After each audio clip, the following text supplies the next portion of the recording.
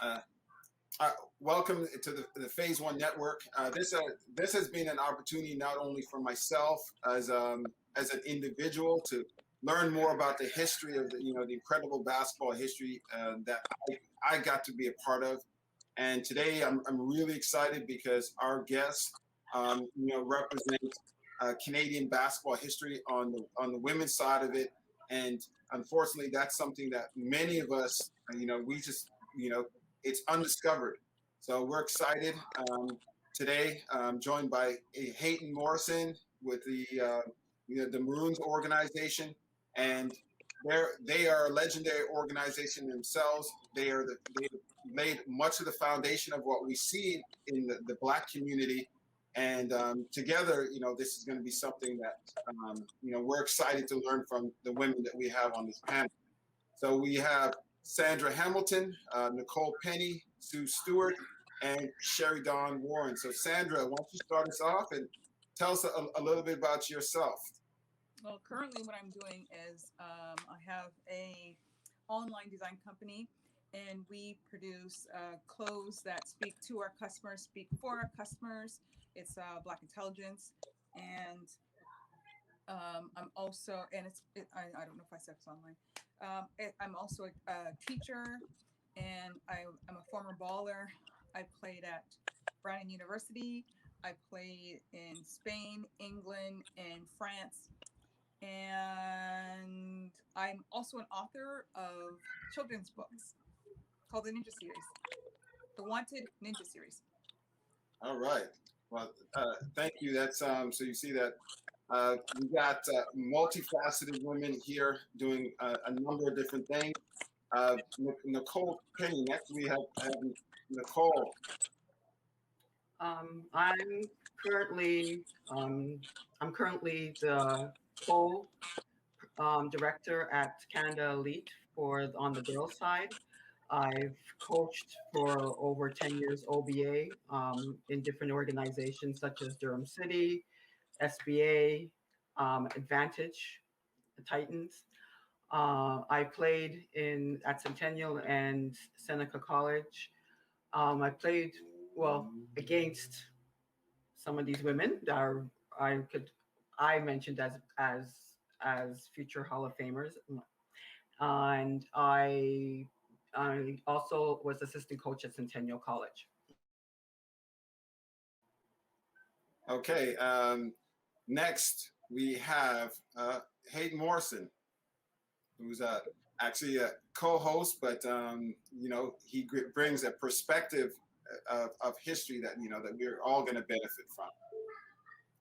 Thanks, Wayne. I'm not sure I belong with the elite of elites up here, but I will try to hold my own. Um, I started with the Maroons back in the early '70s. We started we started the black tournaments, the exchange between Toronto and Montreal. Um, so I was a Maroon for a long time. Went to Central Tech, Concordia, Bishops. When I came back, I refed, so was a ref for 20, 25 plus years, I believe. Um, and looking forward to this. It's nice to it's nice to be in the company of um, fierce and competitive women. They don't often get the recognition that they deserve, or or the level of the game that they play. So I'm honored to be here. Awesome, thank you, uh, Sherry Dawn. Hey everyone, Sherrydawn here. I started playing basketball at the age of 12. Joined the Maroons organization at that point. Later on in high school, I played with the Roadrunners. After that, I went on to play university at UPEI. And then after that, I played at George Brown. I am a mother of two wonderful adults and a grandmother of one. That's it for me. All right. Okay. And Sue Stewart. Hello, everybody. Thank you, Wayne. I work with the Greater Toronto Airports Authority. I work in the terminal operations area. I'm, what would I say? I am an Olympian, Canadian Olympian. I played at Laurentian University. I'm also an author of one book that I wrote, which is called Unbreakable, the autobiography of the life of Susan Stewart. And my other book that I co-authored, I wrote a chapter in this book. It's called 13 Seats. And that's it for me right now. All right. Well, thank you very much. We want to get this thing started. One of the things that we've been on a mission of discovering is what is the true history of Canadian basketball. And it's, what we're discovering is we're discovering a lot of Black history within that. And what we like to do today is get an understanding from you all what Canadian basketball looked like for you when you were starting out. I got involved because my sister Carol, she played basketball, and she was a phenomenal player. And I looked up to her and I watched her, and her idol was Sylvia Sweeney, who's unfortunately not here. We need to get her in this. So I watched her, and I went from elementary school to our middle school to high school in her footsteps, basically. And I went to a lot of camps. I found back then that our style of play was not the style of play that the coaches wanted. And for me, that was mind blowing, because I was always thinking, do these people not want to win? Like, what teams are, I don't get it. Why is this person playing when I clearly dismantled her, and everyone sees that you're clearly the best, but yet you're not on the team. Something's going on. There's underlying layer there. And the word was always like, she's uncoachable, or she plays a playground ball, or you're just not a good fit. So those were the key words for not making any teams. So what I forgot to say in my introduction was that I went to Sherrydawn College. I took fashion designing there.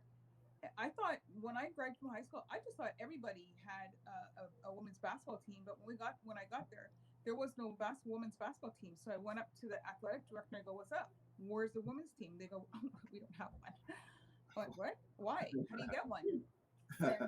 And they go, "Oh, you have to do this. You have to do this, and I go, "Okay, just give it to me, and I'll do it."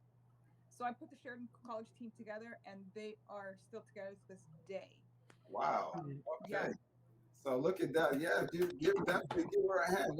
So you co-found essentially I found it. The Sherrydawn College women's team. Like, yeah. Okay. My early career, we won all Canadians as a high school team. And which high school? Sudbury Secondary, up north. Sudbury Secondary? Yeah. Yeah. Oh, we were fierce. And I was, myself and a girl named Charlene McLean, we were doubted as the top 2 guards in Canada. And I did not make the team that I tried out for at Laurentian University. Something else is going on. Okay, well, do you mind giving us an approximate year when that was? It was probably 1986. 1986. Okay. All right. Well, Sherrydawn, we're going to ask you about your early journey. Your name that seems to come up, quite often, and I'm very curious because I'll be honest. Out of everybody here, I don't know your early basketball history. Girlfriend was fierce. But it was fierce. Yeah, we got. You didn't start out fierce. You got to unmute though. Sure.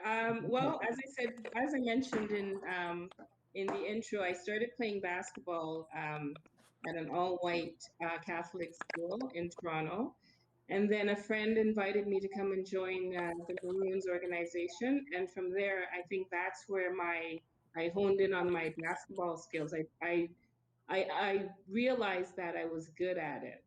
And from there, just played in all the black tournaments. I was always the youngest on the team, where everybody else was a teenager or in their 20s, but I was the youngest on the team and developed from there.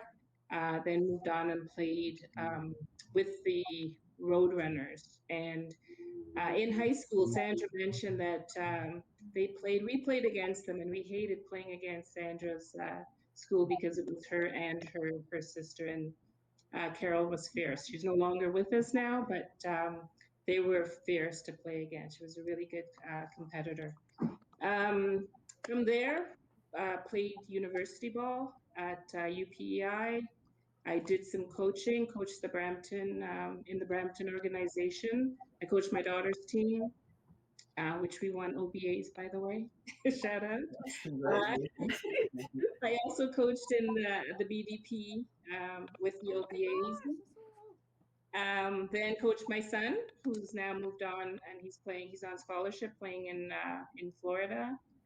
Um, yeah, that's kind of it. I was known. I grew up playing with the boys. I didn't play with the girls. There was nobody that I looked up to, or that was a mentor for me. So it was the guys. We played. We were always out in the park playing, and they said, you know, if you want to play, you got to play with the guys. And some of the guys will tell you that my elbows were pretty sharp. Yeah, I dominated some of the guys. It was a pretty good experience for me where I learned to play with the guys, and then when I went to play with the girls, it was pretty tough for some of the girls, not for me. Okay. Well, all right. Well, Nicole, let's hear about your journey. I started basketball late. I mostly played against, well, Sherrydawn in when she went to George Brown. I remember that final. Was it the Final Four game? Yeah. Both. I started late. I played for Francis Lieberman, and coach called me Carton. There is where I got, and I started to excel.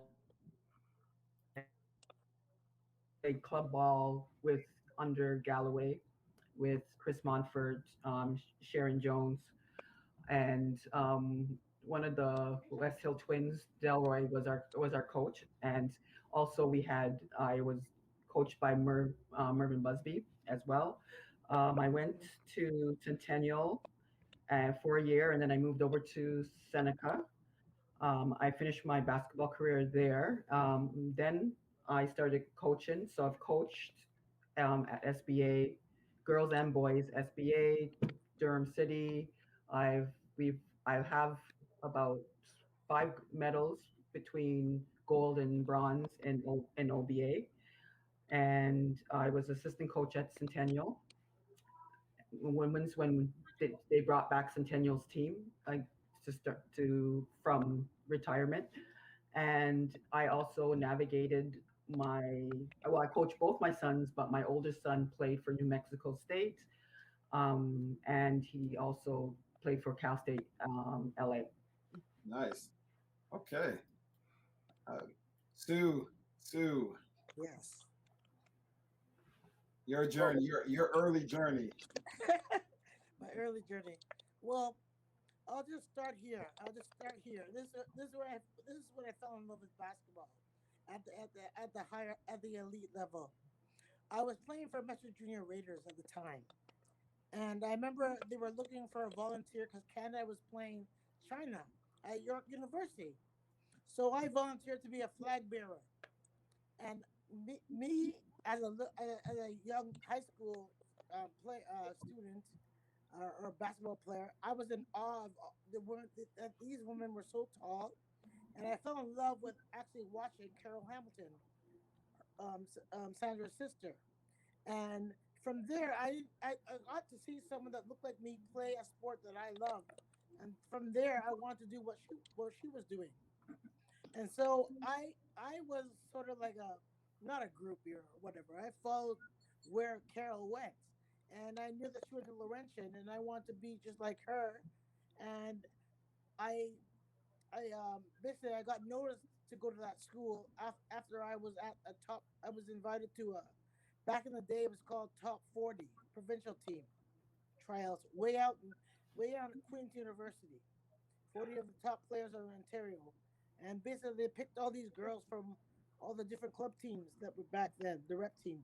And it was there that I met Peter Ennis, and we talked about, I knew about the school because Carol went there, that he also saw me and recruited me from there. And I was like, yeah, I want to go there. I ended up going there, and I remember every practice coming outside for water, I see Carol's picture up there. And I see Carol and I see Sylvia Sweeney. Two girls that look like me, my color. Wow. So I was like, I wanted to do what they did. And that's really the reason why I played basketball, is because I saw someone that looked like me. And that became my dream, and my goal was to do what they did. And so lo and behold, I went through the whole played. Go back from high school to rep ball to JDP, the top 40 to the junior women's national team to Laurentian, then playing on the development women's national team, and then finally making the senior women's national team. And it was a lot of, to let you know, there's a lot of ups and downs, a lot of challenges, and being cut and being told you're not good enough, and then not it was very difficult for me being the only black woman on the team um, back in those days. I missed my sisters because the summer basketball, like I was telling Sherrydawn, summer basketball, Jenna finished playing it, Galloway, those are the best basketball memories that I have.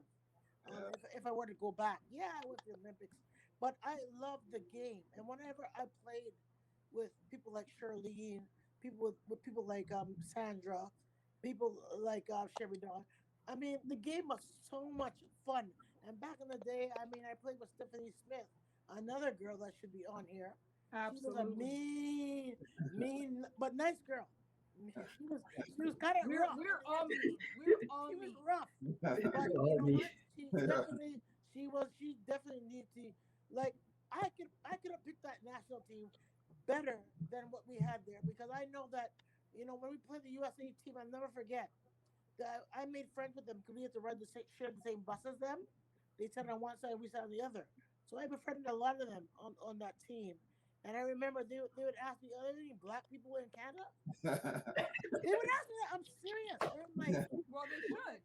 yeah, they should.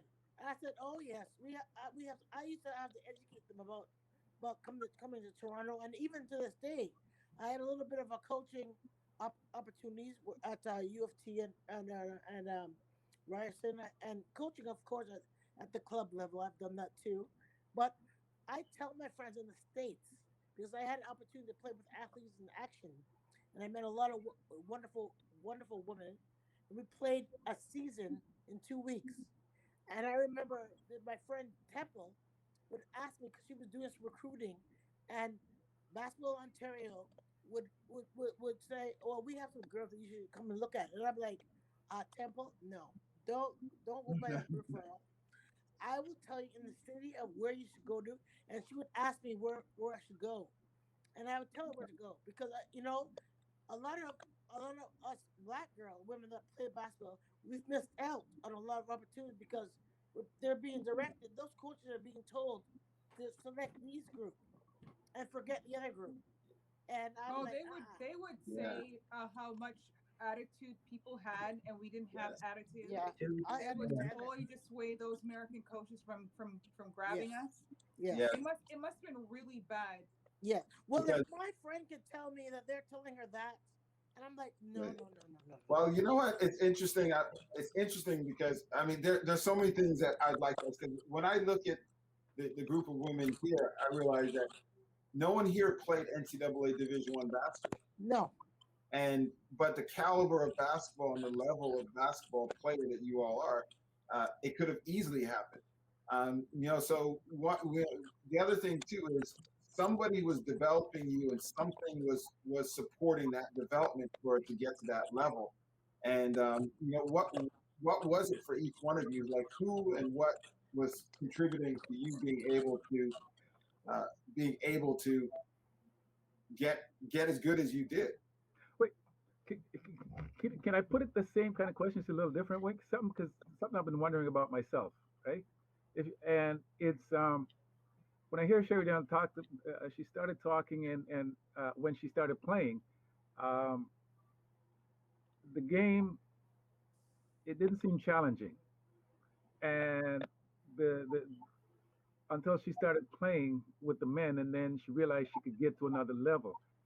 And I wonder, for each of you, um, when did you start to realize that the women's game, what made you realize it could be so competitive? What made it realize that you could get in? Because I don't think it always started out that way. I think you were always intended, the perception is women are always expected to be nice girls, right? Yeah. And I believe, I think that's how a lot of you started out, is my guess. And at some point, you decided to get competitive and to throw elbows and to go to try to be the best you can be, just like any other athlete. Um, would you say is that correct? Would that be a fair statement? Absolutely no. No. No. So, Can I say something quick? No. No. not correct. All right. All right, Okay. Sandra, go ahead. Sue, go. I grew up with three big brothers. I played I was competitive with them, like in any arena. I was competitive with them. So I was never a nice player, and I'm sure Sue and Sherrydawn can attest to that. I was, I would throw people on the ground for a jump ball, walk over them, but I had split personality. On the court, I was like that, but I knew to get rid of it when I left the court. Yeah, I So agree no, with none of Sandra. it came in. I agree. I agree with Sandra. I was also very competitive. Again, just playing with the boys, you had to be competitive. They would slap you, kick you, push you down. You had to be tough. But I think I learned. We also played in the 3-on-3, and our team Yeah. won. It was myself, Cheryl Jones, Jackie Henry, and we went to Texas. And we were tough in Canada, but when you went to Texas to play against the American girls, they all said, "Oh, Canada, you guys are so nice." And here we are thinking, we are so tough. Get there and we see girls who we were scared. We thought we were playing against girls who looked like, I don't know, Terminators, because they were well kept. But I think that's How when did I you do that, decided that Sherrydawn? huh? Huh? How I do you guys think do that's that? when I decided that I really wanted to get serious about basketball, because there was no as a young kid. I mean, I grew up with a single parent. She had to take care of 6 kids, so we were outside playing. She didn't have time to pay for, or she didn't have the resources to pay for all of these extracurricular activities. So I had to figure it out on my own. I went and got a part-time job and figured it out. And I mean, there was so much support from the Maroons organization. They would come and pick you up. They would come and pick me up, take me to practice, or somebody was always there to pick me up and take me to practice and bring me home. And the same thing happened when in high school when I was playing with the Roadrunners as well. So there was that kind of community support always. That's a big. Sue, you were going to share something about what? No, what I was gonna say, our time that we played, it was competitive. Like women, it was competitive. You Yeah. you compete against you. That's what we were told in our heads. You compete. We have to compete. And I can say this much. I know that all generations are different, but I know that our generation right here of women that played was very competitive. Yeah. We Yeah. were Very always Yeah. compared to guys. They always said, "Oh, these girls play like guys." Yeah. Yeah, you know what? I remember. Can you help me remember some of those teams like Lady Flight, Lady in Black. Lady in Black, Yeah. Yes. Avia. Avia. Official, yeah. Roadrunners, yeah. Yeah. Okay, and the thing about it is, for you all to get that good, and I'm still trying to understand. Like, somebody was somebody training you. Like, who was teaching you the game? Oh But boy. Wayne, it was probably a lot because we were immigrants too, Yeah. and we had a lot to prove. Yeah. And like like my kids, they have video games, they have the internet, they have all these different all these different venues that they can go to, right? So their mind is not really on sports. And also, I did this to survive because I wasn't really liking my home life.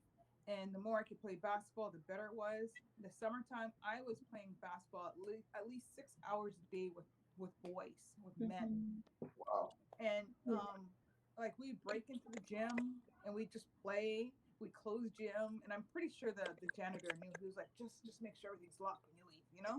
So it was, for me, it was a matter of survival. Wow. And I grew up with 6 kids, like Sherrydawn. I didn't know you grew up with that many either. Yeah. Okay, well then, so who are the coaches and who are the trainers? Like, you know, so yes, I mean, you're playing with the boys. There's tournaments, but like, who are the hands-on people? Because I've heard Mervyn Busby's name called, but like, because why I'm asking is because there's builders and there's people who are that build the systems, and those people who use the systems become successful. It's not enough. But who are the builders for you all? Who are the ones that were saying, come here, join this, learn this, do this way? What- Like, those people. Well, I've been coached by Norm Clark. Okay, Norm Clark. I've been coached by Norm Clark, and what's his name? He used to coach at George Brown. Willie? Willie? I know who you're talking Really? about. I've been coached by Willie? Willie too. But what's the other guy? He's a white guy. He's Oh, tall, right? Albert. He has an accent. Albert. Yeah. Albert. Albert. Yeah, Albert. Albert. Oh Okay. my God. Albert. I've been coached Yeah, by, Albert. I've been coached by Tony McNeil. So yes, Okay. George. George. George. Kobe. Yeah. Okay. Too, same thing. I've had him Yeah. around. Mm-hmm. Yeah. My coaches were Errol, or Beast. Everybody knows him as Beast, for the Maroons organization, and then Sidney Buckle. Okay. Yes. Yeah. Okay. And I had Mr. Carton in high. Actually, I started off with track, and when I went to high school, Mr. Carton's like, "You have height, come into the gym," and he used to treat us. Every single girl used to be treated like a guy, and then anybody used to talk down to us. He's like, they could play anybody, and he treated all of us like boys. His boys team and his girls team were treated the same in what we did on the court, off the court. There was no different attitude towards anyone. And I had George McNeil at Seneca. He was an influence, and then Delroy, one of the West Hill twins. He was another big influence as well as Mervyn. And all the way up there in Sudbury, Sandra, who's teaching you the game? You know what, Wayne? I'll tell you why that's a difficult question. Because the people that were teaching me the game, as I know now as an adult, they just wanted to win. Okay. They didn't care about me. I didn't feel they care about me. I feel like they just wanted to win.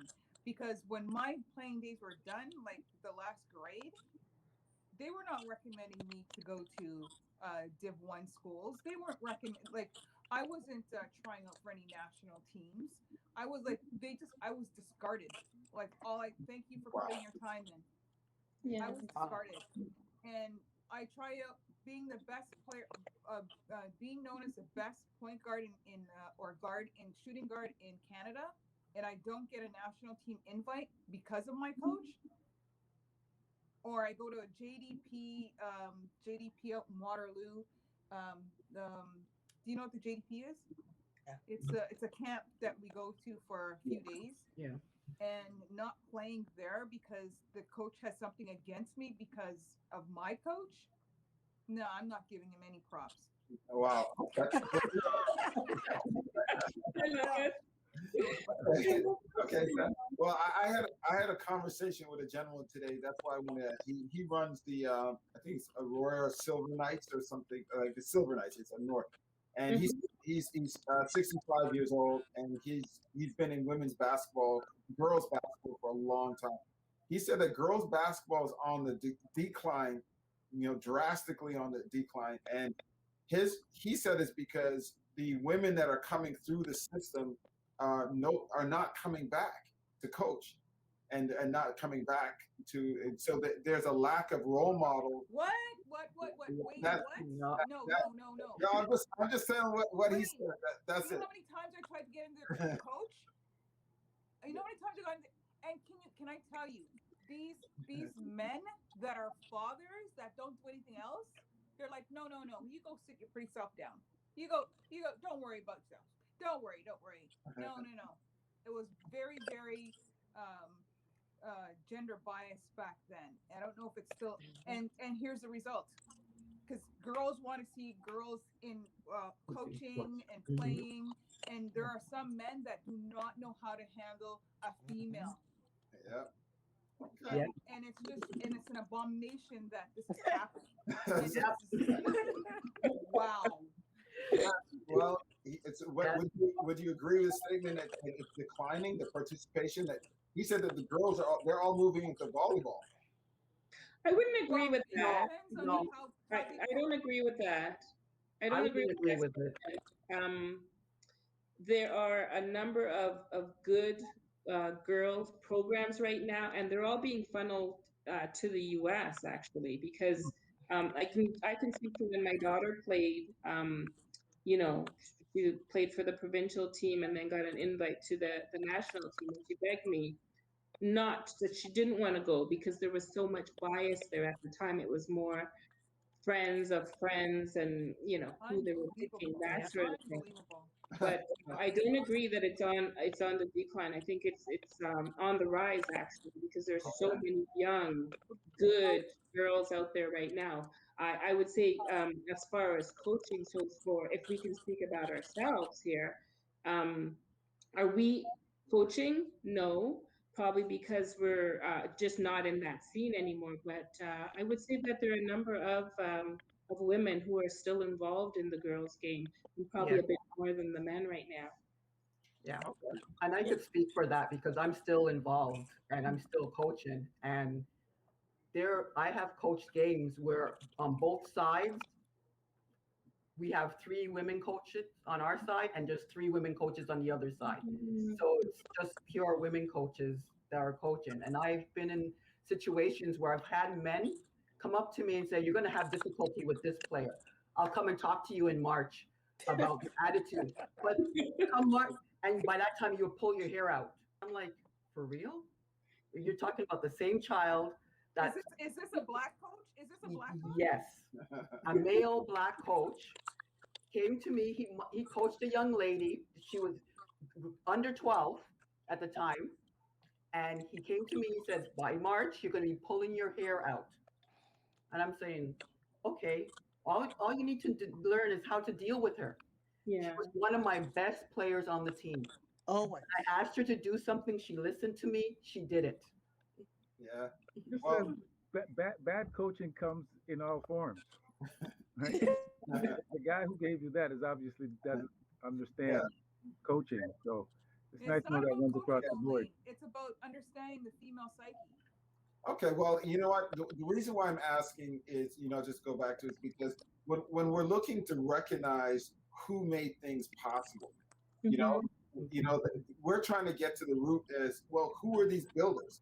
Who are the, and whether it ends up being a male or ends up being a female, I mean, the reality is somebody was a builder and opening doors and creating programs and right. And then there's people who obviously were the people that developed through these, through what was built, and they deserve their recognition. So it's not an either or. I'm not saying we're leaving anybody out, but when we really want to get to the root of it, it's like, who were the builders and who are the ones that made it possible for the women to excel and reach a certain level. Even though they it might have been stunted for different reasons, in that early stage, like people that was making that possible.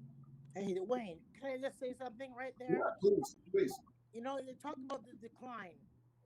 Well, I had an opportunity way back about 7 years ago to coach my alma mater at Streetville Secondary School, the junior girls team. And I walked into that. They gave me the little opportunity to do it. I did it. And why it's declining is because now I love my male coaches. Don't get it twisted, okay? Because I know there's men that support women that coach, but I was in there and, they were. I was going to all these games around the Peel region area, and I saw teams beating other female teams by 80 points. Okay, Ah, and them partying and having a good time and coaches laughing. And I'm like, what is this happening here? So I decided to we're at Cawthorne Park Secondary School. And the team before us, I think it was a midget girls, the score was like 80-2. Okay? And they're all celebrating. So now he has to play me, the junior team.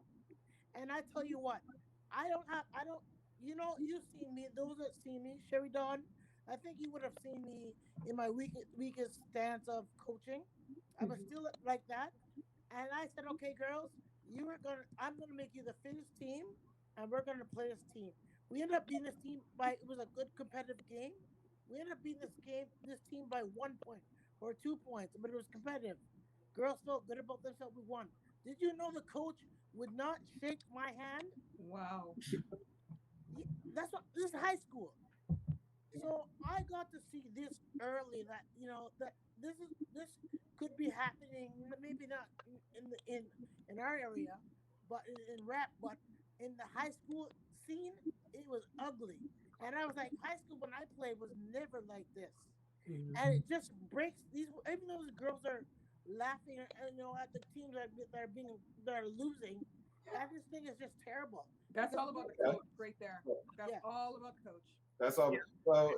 So I mean, like, I'm just so when I hear is like because again, another conversation I had where they're saying that the top talent when it comes to coaching is migrating. Is everybody's going into men's basketball. Even the top women are going into men's basketball.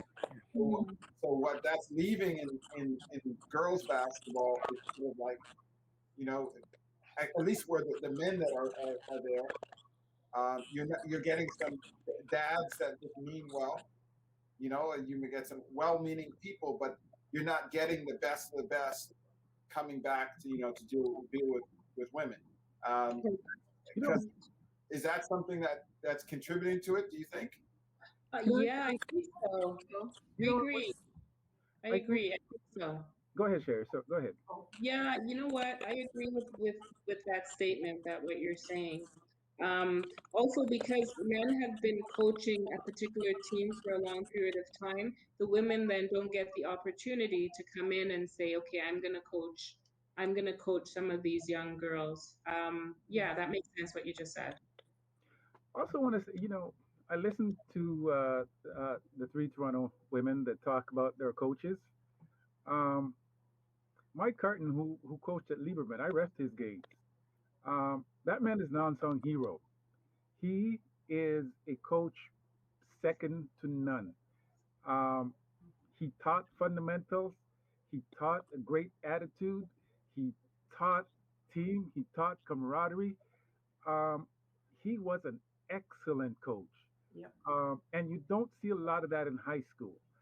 And when Sue talks about Norm Clark, there is nobody more competitive than Clark.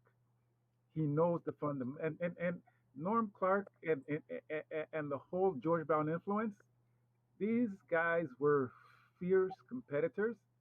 The only thing they cared about is you learning the game. Sex, nothing mattered. If you came to Brown, you had an attitude where you wanted to play, they would take you aside and show you something. They would show you a move.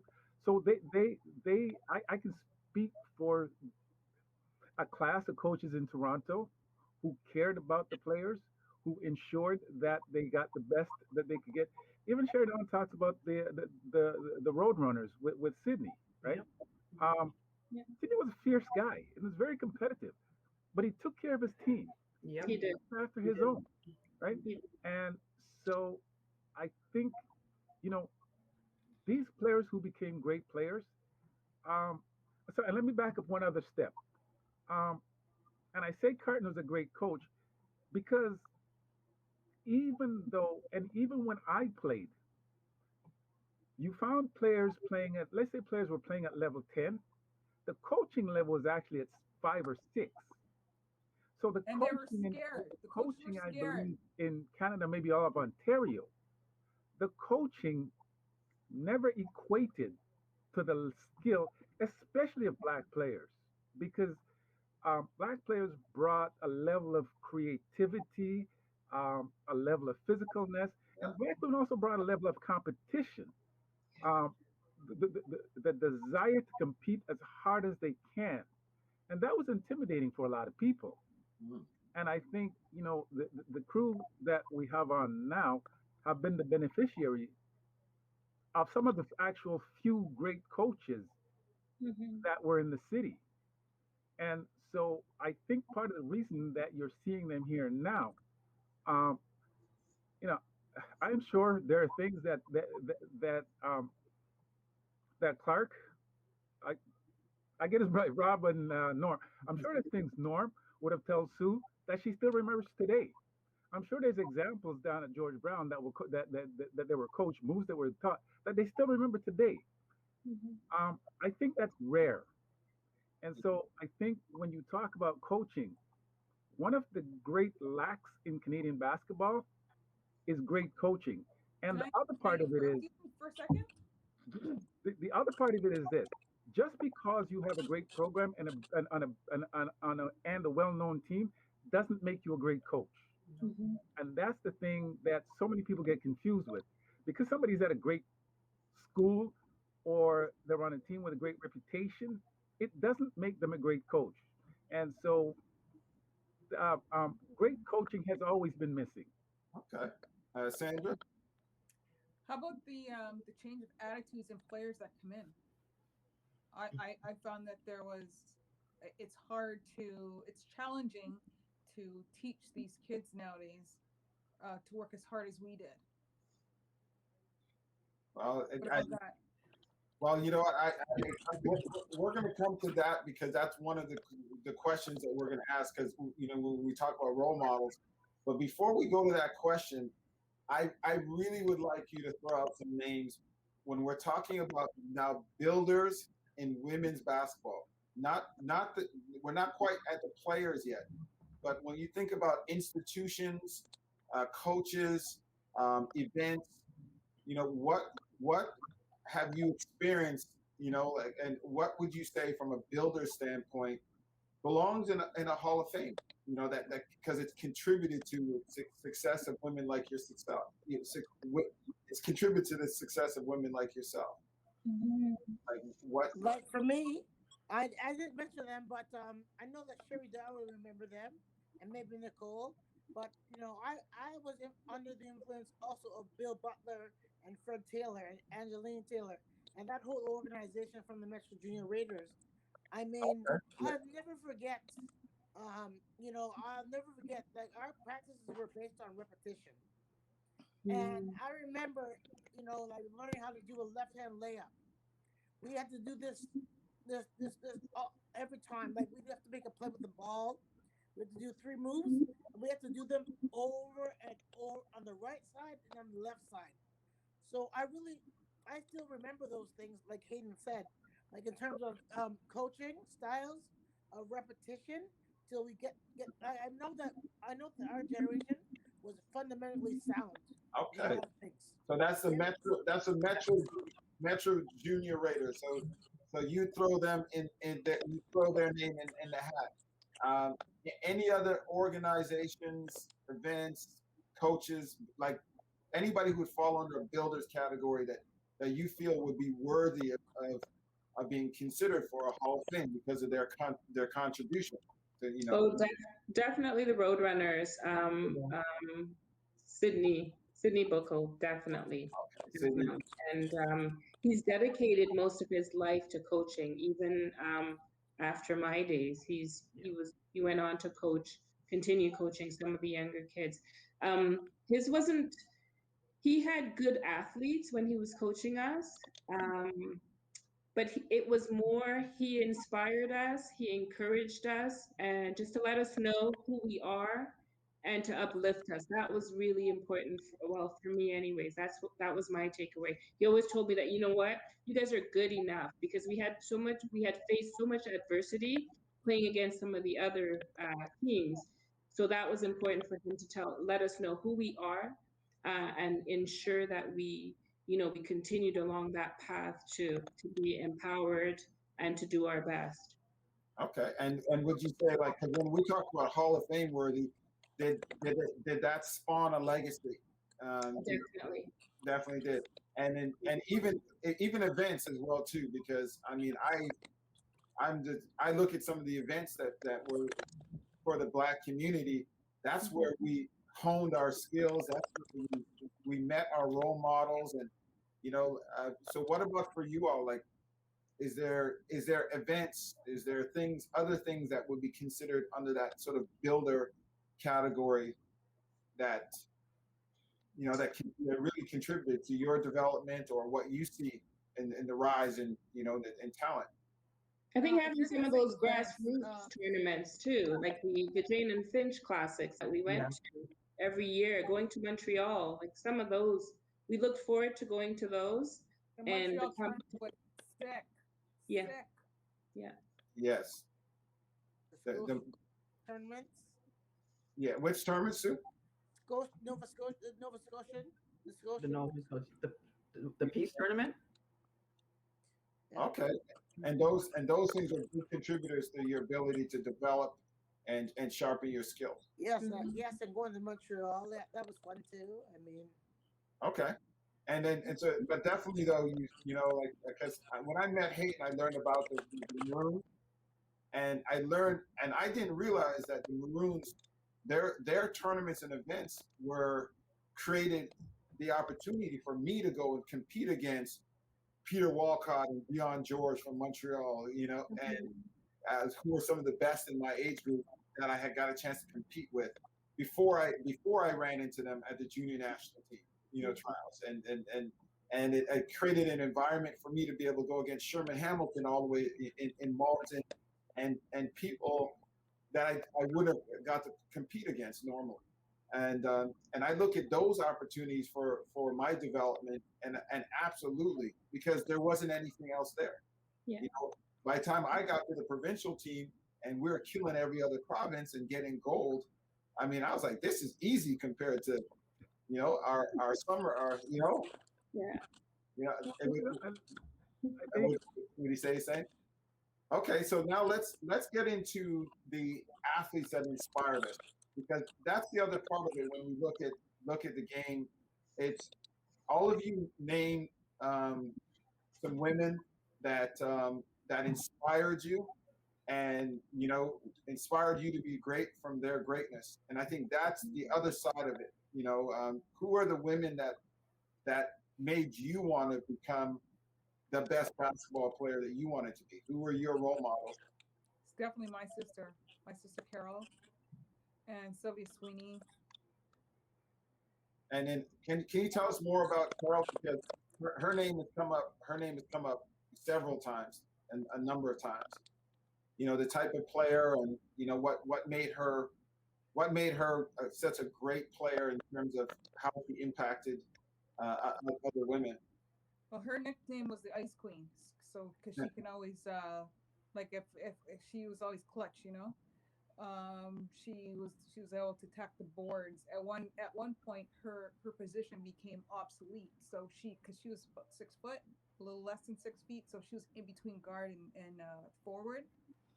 So she started learning ball handling skills, and she worked it up so she can become a point or a 3.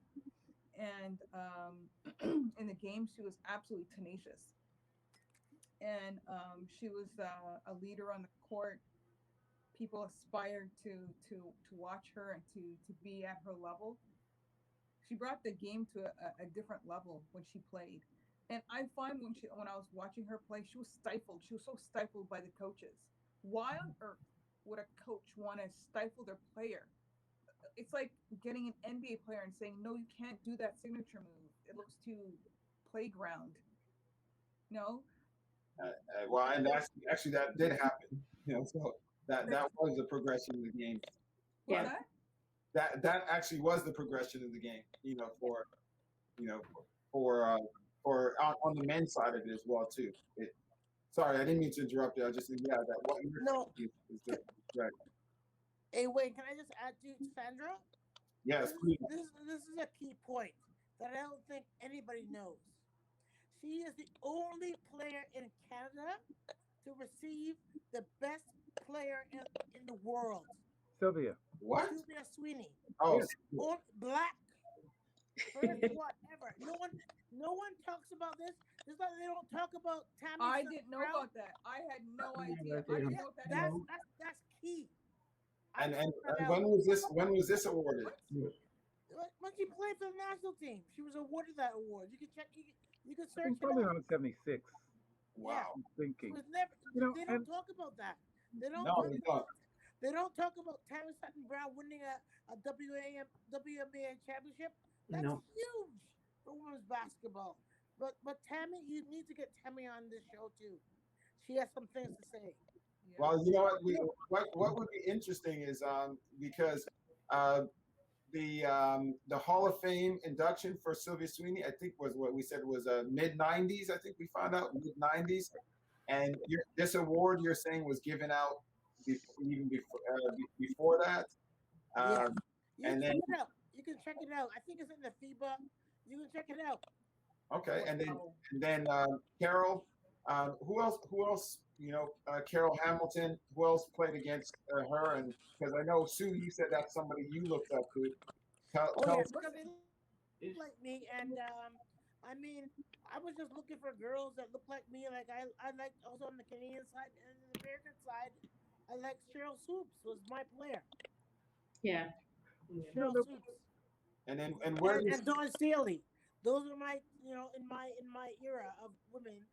I looked to them and I watched them play, and I just like their game. They, Yeah, they, they're on the American side though. I don't know if you're talking about Canadian or American. Name? yeah, Because Canadian, we're talking about Canadian. Who are the women that inspired you? there. I think there's a couple of names that's Sherry Jones is one. sh- yeah. There's people like Cheryl Jones in Toronto who elevated the game to a level that I don't think it had been before.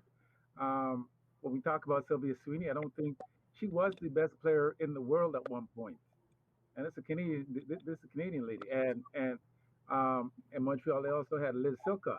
Uh, That's the one I was thinking of. they, Yeah. they played um, in one of Liz the was Maroons bad. tournaments. I think last time Harry talked about coming to one of our tournaments and at York University, and one side of the gym was empty, and everybody was over in the other side to see this woman who started in the men's tournament, which is to me the Maroons tournaments were amongst the fiercest basketball I've ever seen. And Liz Silcox started on the men's team, Wow. held her own, How tall was and she? scored and is as good as anybody on the floor. Sandra So asked how tall was she?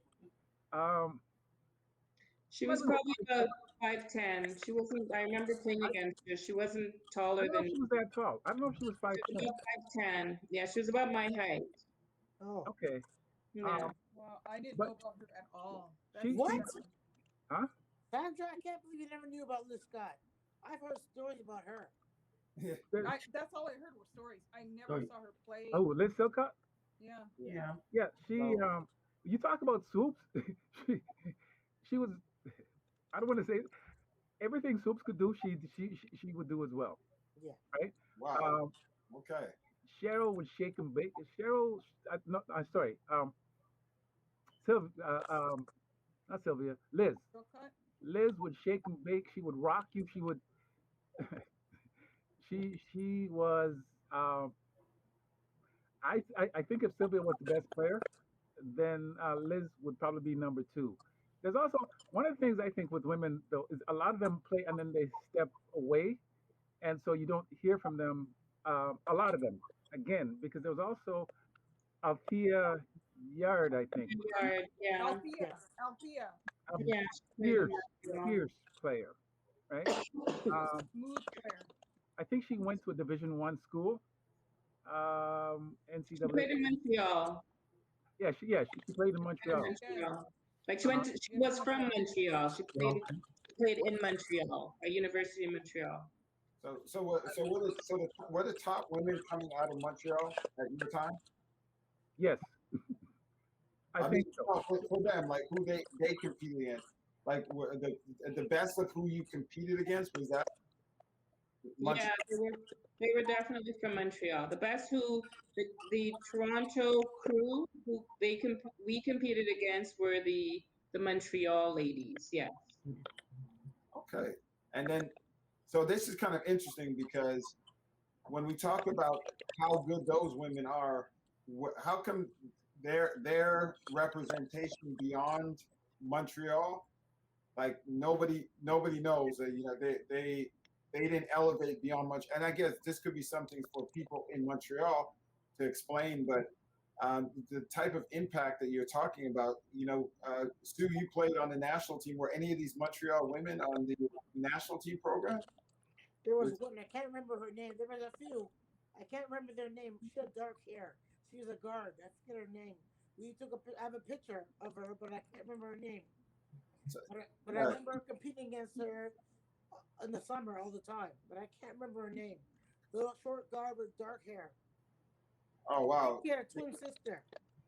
Okay, well, I guess it goes to what you're saying, Sandra, because you got all these talented women, but no Division 1 at this time, but no Division 1 players and very little representation at the national team level. So Wayne, But it's not I from won it's not when from I lack started of. the Sheridan. Sorry, go ahead. When I started the Sheridan team, Yeah. we played in two. We played 2 years. The first year didn't count because we were like a trial team. So the second year, I won All Canadian, and I won scoring title. And then I went to Brandon. And I won 2 scoring titles. No, I 1 or 2 scoring titles, and I got 2 All Canadians. And I was not asked to play on the national team. Okay. Wayne, if I can add to that, I don't think it's from lack of talent. I think it was from lack of our names being put forward. Because I know when I was in grade 12, I had a school come up and look at me from the US for a Division 1. And my coach didn't tell me about it until after the fact, when it was too late. So it's not from lack of talent. I mean, Cheryl Jones got a scholarship. She played in the US, right, at Cal State Fullerton. But many of us, that was like Cheryl and I played on the same team for a Roadrunners. We had anybody can start. That was the thing about our team. Sydney would say the first 5 out there, that's who's starting. That's how stacked our team was. That's how good our team was. So at any given day, we could have all gotten scholarships, but it's just the opportunity was not presented to us properly, so we can take advantage of that. And I think that's what Sandra is alluding to, with being stifled and her name not being put out there for that opportunity. Okay. Wait, sorry. Before we go further, I've been trying to mute mics to sort of cut the feedback, and it's not working. So can we mute when can we mute and come in when we're speaking? Because I'm not sure if you can hear it, but I was trying to figure out which mics it were, which mics. And soon, yours definitely, because I just muted yours and it stopped, and so we're getting a lot of feedback, right? So and then we're about to go into like our sort of wrapping up. And then obviously this part's going to get cut out, but do you hear that static, that feedback? So I'm trying to cut out as much of that as possible. Uh, so okay, so perfect.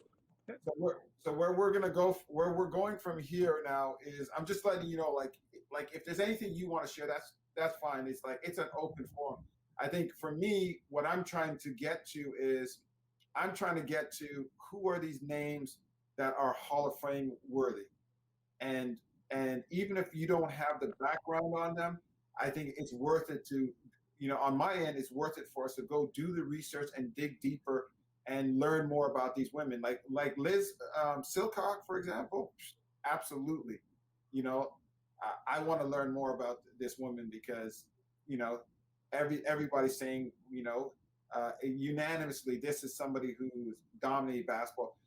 Sandra, your sister, Sylvia Sweeney. So we're going to continue right now. And I'm just going to ask the question about who are these women that are Hall of Fame worthy? Okay. All right. Yes. And so, we're starting to hear some names now. And, and if it really comes down to it, who are the women, in your opinion, that are Hall of Fame worthy in terms of their impact and their legacy? Stephanie, we haven't really mentioned Stephanie Smith that much. I know Sue brought it up, but I definitely think Stephanie Smith needs to be up there. My sister, definitely. Yeah. What about Stephanie Smith, her legacy? All I know her from is the Montreal tournaments, and the Montreal tournaments were fierce. If Basketball Canada went in there, they would get smoked. That's what I know. Am I lying? No. Okay. I played with Stephanie Smith as well, and definitely honorable mentions to her. Delvine Perrier, Yeah. she's also one. We haven't mentioned people here on this podcast too. I mean, Sue's an Olympian. Garcelle. Darcel? Yeah, she's passed away. She passed away from cancer. Yeah. But I think even on this, future Hall of Famers, we've got a couple here as well. Yeah. All right, and then that's a handful of names, and that's definitely a good start. Yeah. I'm not to cause a whole lot of problems, but when I look at the some of the white women that have gone on to become some of our greats from your era. Any of you play against Cal Bouchard? Like that name? Sue, I think you played with her, didn't you? Who? Cal? Cal Bouchard? Yeah, I did. Is it Yeah. Cal or Kelly? Cal. C-A-L. Cal. C-A-L. Yeah. Yeah, Cal Bouchard. And she's from up north, Sandra, and I learned about her recently, and because her school, she went to Boston College, and I think they recently they might have retired her jersey or did something big.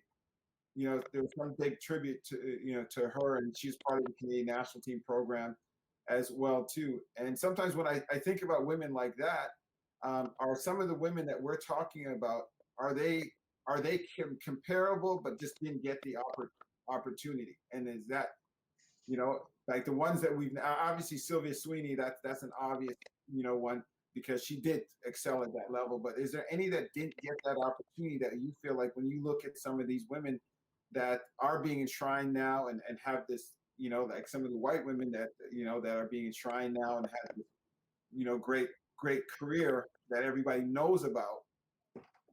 Are there some some black women that could easily been excel on that stage, and the ones that you named? Hey, Wayne. Yes. I want to throw something at you because I Yes. really, as we were doing this Black Hall of Fame, why can't we induct the entire Roadrunner organization team there? That team was fierce too. I look at that team with Sherrydawn I know but that team back in those days, there were three teams that were competitive. There was hers, ours, and the Montreal girls. We Hmm. were always battling, like Yeah. battling.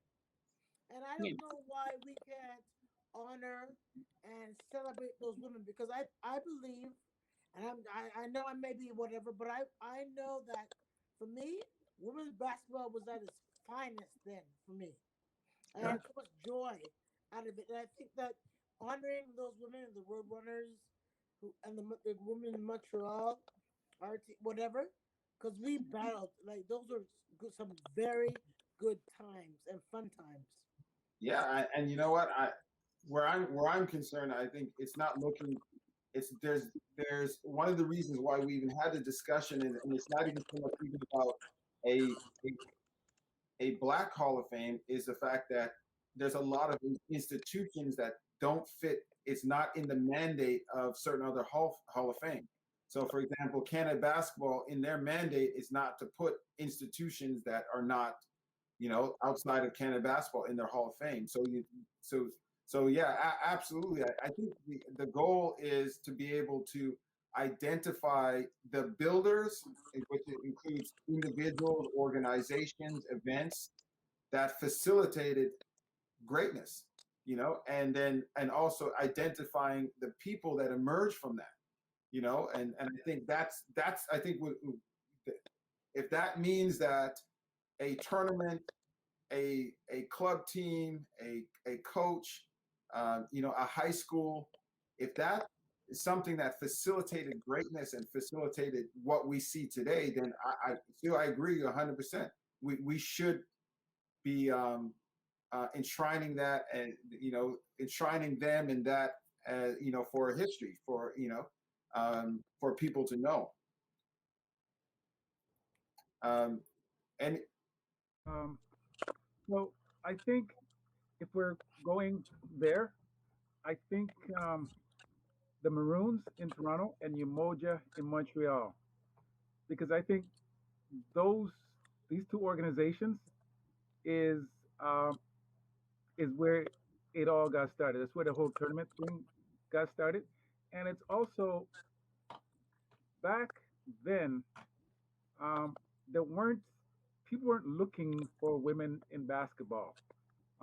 Montreal had them, and the Maroons had them, and I think that's where the offshoot started because so many women were coming in, and it.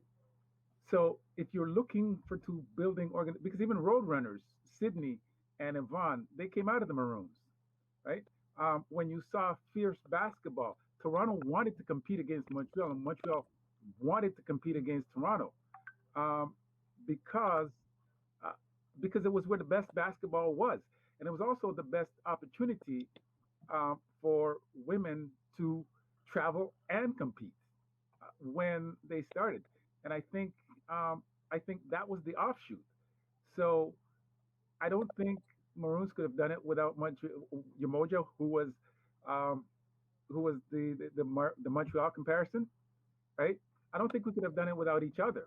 Yeah. So when you look to the beginning, I think Umoja in Montreal, which is where Sylvia and Althea and all of the great Montreal players, right?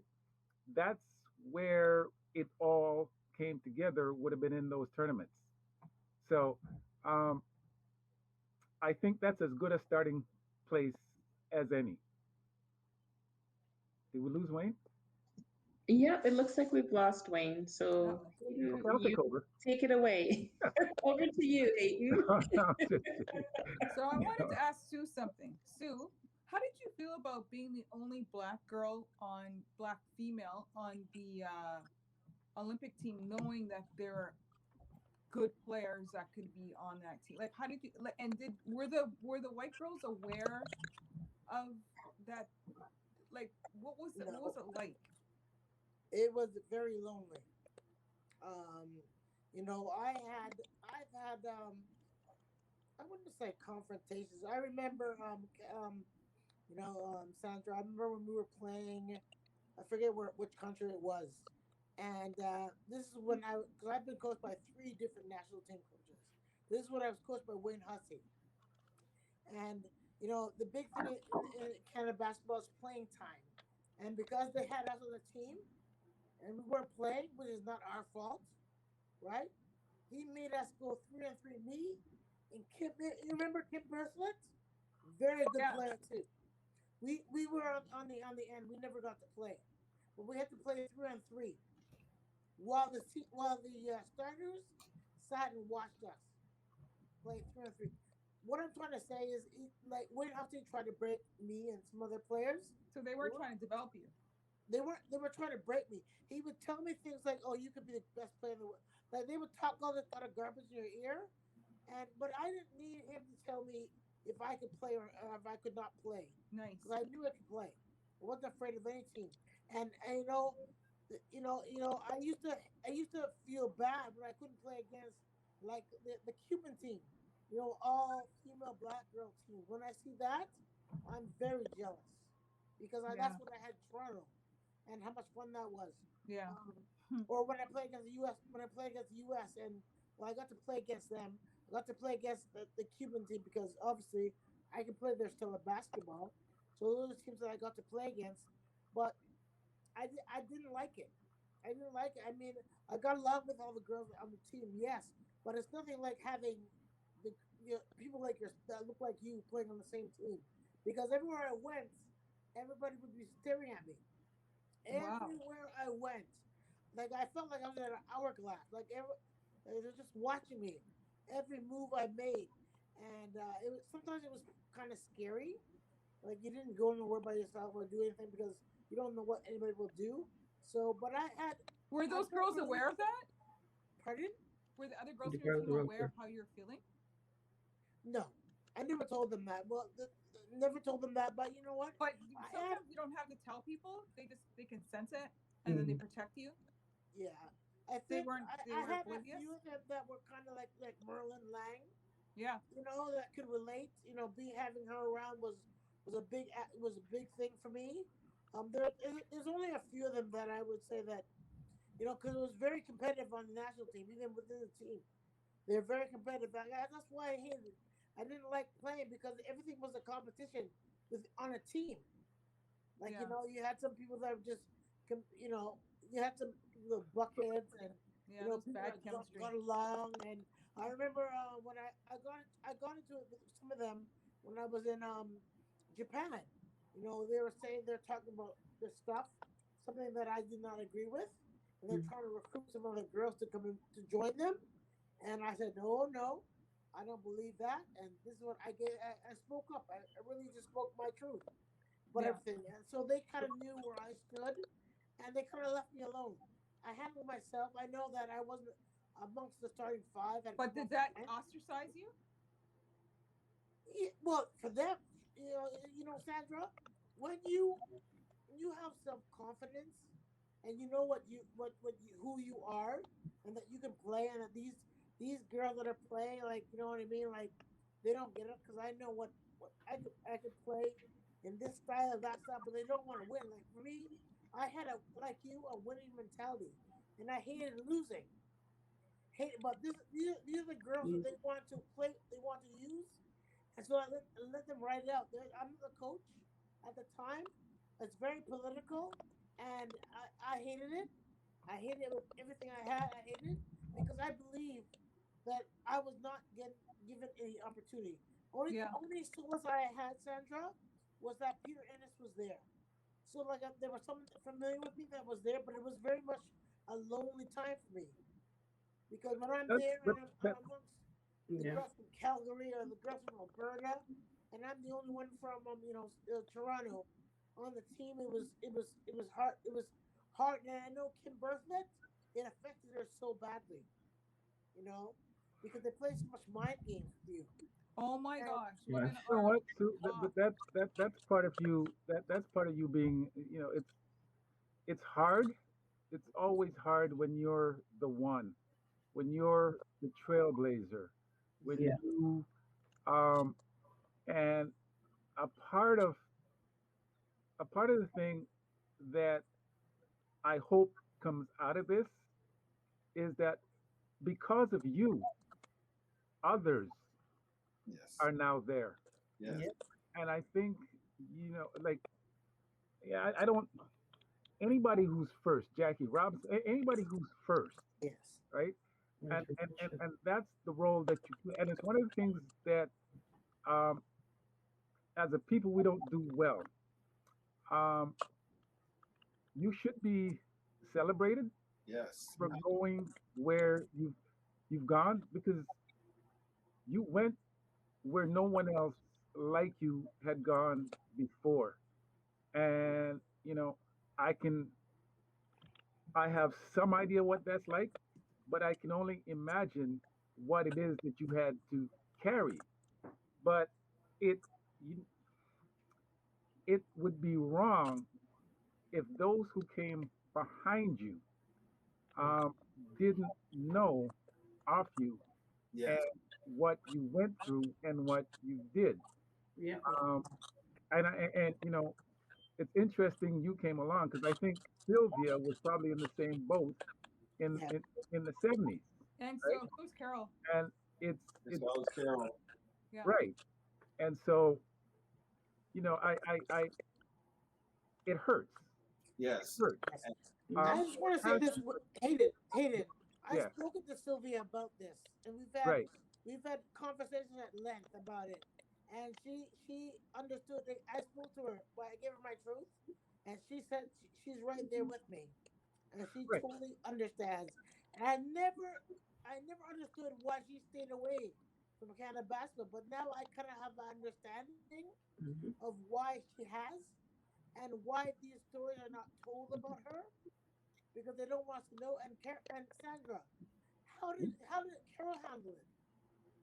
Which is why What's that? it's why we need to tell we and I don't want to we need to tell it in a particular way so it's helpful to Yes, those who come behind us. I Come, agree. yeah. I think um, you know all of the hurtful things. I I don't want to minimize it, but those who came behind you need to understand the difficulty of what you went through and to be grateful, but to also know in a way that um, if somebody went through all of this for me, then I need to step up because someone else. Because if you hadn't stepped up, then Wouldn't be opportunities. yeah, you but by stepping up, I what you are as a trailblazer. And I like the term trailblazer because I see it as like a bright light that's burning a path.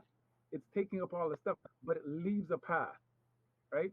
And that's what you did. And I think um, for all the hurts, it should be celebrated that you did this because for all of what Jackie Robinson went through, he's just celebrated as the first, right? And he's remembered for all of the good things and that followed behind him. And I think that's an important posture for us to have, right? yeah. And it's so important for the others behind you to recognize it and to honor you and to see it as their responsibility to continue what you started. Yes. And Yes, yes. I want to say because we're going to be closing out, and I want everybody to get a chance to give that some closing remarks. Can I Um, just say two things? yeah. Oh, sorry. Yes, go ahead. I just want to say that I'm standing on the shoulders of Sylvia and Carol. I look back and I respect those ladies. They came before me, okay, and that's where I also want to also acknowledge that I know what you're saying, Hayden, and I had these ladies to look back on to help me move forward was what because I know that they were the only ones, and I was hoping that that would change. I've always believed playing for Canada that we should have gotten a medal, but we won't get a medal with this type of action. You know, No, Absolutely. yeah, How do you tell, how do you now tell, is the purpose of this podcast, is that's to tell, like, for example, Sue's story then, or her journey, to inspire some of the younger ones who are coming after her. Is this more of the purpose of that, of Well, this? I would say that's part of it. I mean, I think you got to get the conversation going, and some people just get the conversation going and it ends there. But that's not my personality. And Sandra and Sue were two women that were at an awards gala I did in 2019, and it's not, again, not about patting myself on the back, but it's something that with our Black community, where we hesitate when it comes to just taking ownership of our people and our business. And like if Canada Basketball, for example, has made it very clear by their Hall of Fame, by their actions, that it's going to take some time before they even begin to, take responsibility for us, if they ever do. We can't. But by then, how many more of our greats are going to pass? So I just said, look, let's just do it. If we need to name awards after Carol, after Sylvia, if we need to have our own inductions into Hall of Fames, if we need to do our own mini documentaries, bigger documentaries about these stories, then we just got to stop talking about it and start doing it. And I listen to the women that are talked about here, and I'm looking forward to talking now, going from conversation to action.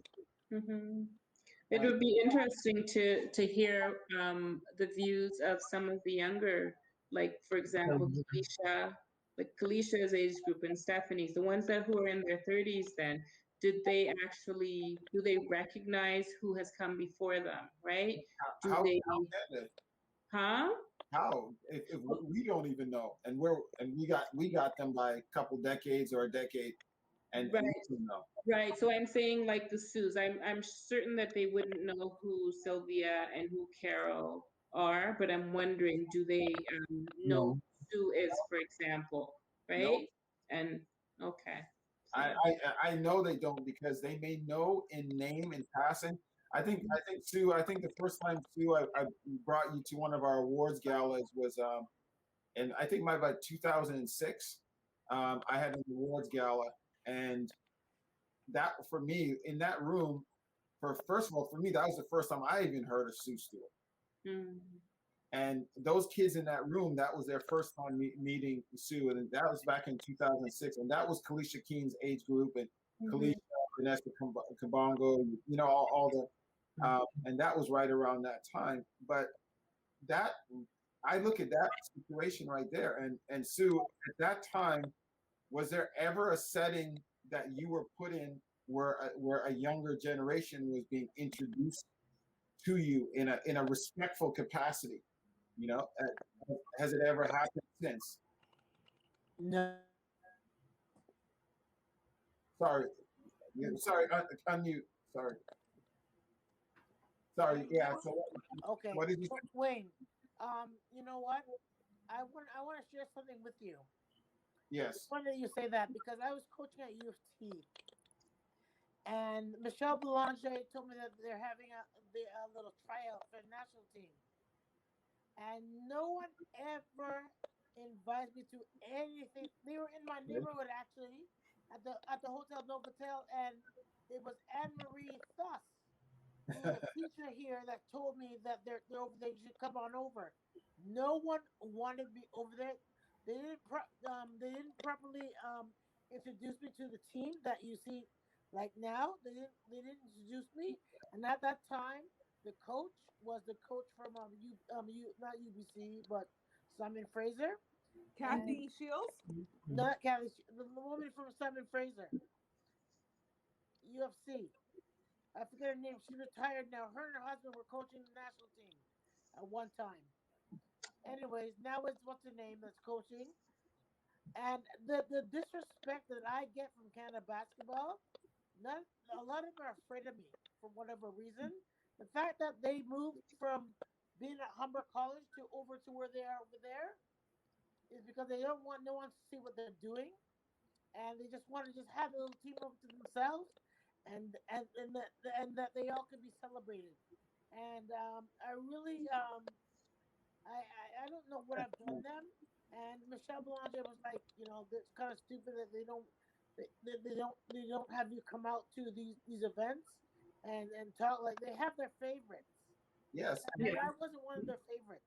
that's not going to change. And like I said, and Hayden had said as well too. And it's not meant to be a disrespect to to any hurts or things like that. But we just need to take action. But we need to do it in a respectful way. Sandra, we need to double the size of the people in that room when we're giving out the Hall of Fame awards and Women of Distinction awards and do it and pull these young people into a room where they're seeing our greats being honored in a way that's respectful of their history, their legacy, not just pulling them into like it's always nice when you just pull. I could pull Sue into a gym, with my team and say, hey, guess what, everybody, this is Sue Stewart, she's Olympian. But I'm telling you, there's a big difference when we say, okay, this is a formal setting. This is a place where we're all going to gather and honor. This is a naming of an award or a trophy. Sandra, I had a brother pass away when he was, in his early 20s. And I want to say to you that to this day, I've wanted to name an award after him and start a scholarship after him. It's bothered me to this day. I've wanted to memorialize his legacy. And I think about the way people talk about your sister, for example. We should have an award for her. Absolutely. We should have an award named after her. It shouldn't, like whatever that one we want to attach it to. And we need to talk it because every single year that award is given out, her legacy is going to be attached to it. And these are the kind of things that we have to do in the Black community, and we can't wait for a Canada Basketball to make that type of decision for us. Like how do you feel about that? Just chime in about that, because that Sherrydawn is the answer to what I'm saying to you, like where I see us going. Yeah. I agree. I like that. I really like that idea for Carol's name. I mean, she was a great individual. I mean, she suffered, she was ill and she passed way too early. But I think she should be remembered for the great individual who she was, for her athleticism, her contribution to the sport of basketball as well. I think she should be recognized and honored for that. Absolutely. And had a non-for-profit basketball camp in Oakville as well. And all these things we need to bring to light.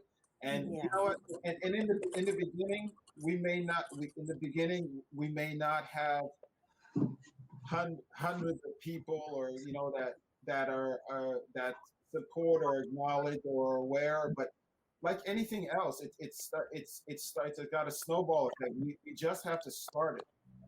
Mm-hmm. We just have to start it. And if there's 50 of us in the room, 100 of us in the room, and we're able to broadcast it and do whatever we need to do, then let's do it. Yeah. And we don't. And guess what? And we don't need to ask anybody else's permission. Like right now, this group of people, if we say right now we are in agreement that we are going to give out the Carol Hamilton blank award, and we're going to include it as part of this bigger celebration of Canadian basketball, it's done. I like that. I like that. Like, Two snaps. we don't need to talk to anybody. Sorry, say it again.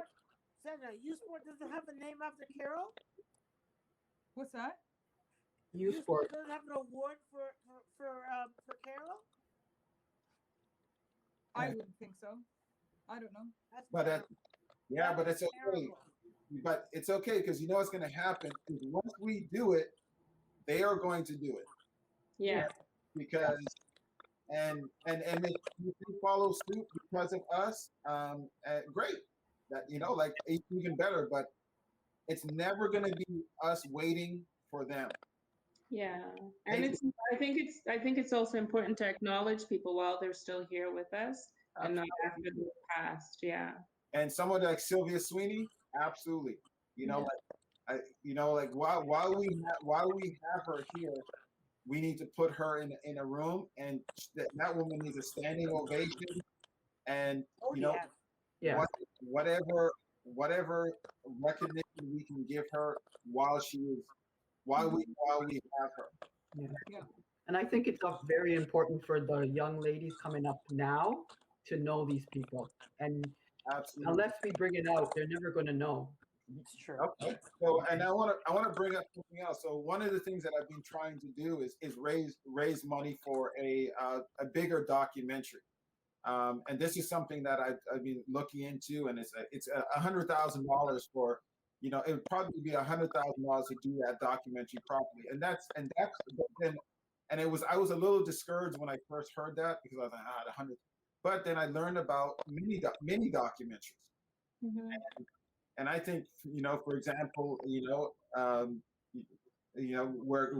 just because we're talking about Carol, a mini documentary is 2 to 4 minutes, 2 to 6 minutes. But now we're seeing a lot more of these mini documentaries because they're cost effective, and they're a great precursor to the bigger documentary.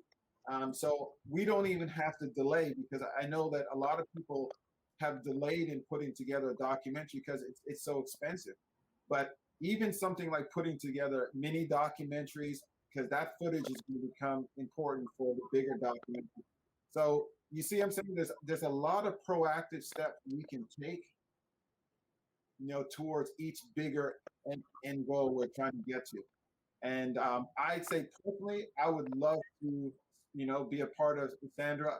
I would love to be a part of a mini doc on your sister, about your sister, because I know our organization would sponsor it for sure, because I've already looked into it. It would cost about $800 to do anywhere from 2 to 6 minute mini doc, and that would be it. Bringing in the drones to, for wherever she played, and interviews, and and something that's done very well and very nice. And I would personally want to sponsor something like that if I could get involved.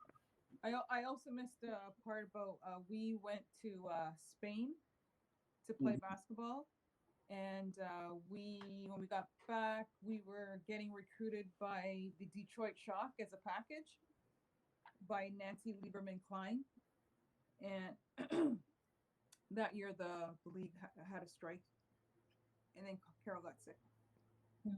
See, and these are this is the kind of story that we cannot. This is something we can't lose. I'm not going to harp on it anymore. I'm just going to say, I want to, Sandra, is that something that you'd be interested in doing? I mean, if we sponsored a mini documentary, and Absolutely. I would love to. And you see what I'm saying? And I think as Black people, sometimes it's like we get caught too much in the conversation. We get caught too much in the conversation, and sometimes we get distracted because we're sort of looking at somebody else who should be responsible, in a sense, we think, Yeah. and then we get stuck. And we just get stuck there for a long time. No, we can do this, Wayne. We can do this. Yeah, let's do it, and let's keep it going. So let's close out. I'd love to hear from everybody. That was my 2 cents, so I'm not going to speak again. So I'd like to give you all an opportunity to just share any closing thoughts that you have, and and thank you so much. Who would like to start first? And any closing? I wouldn't mind starting. I just want to say, like, the national team, I feel like the female team, at least, is changing, is going through a change right now, positive change, and it's nice to see that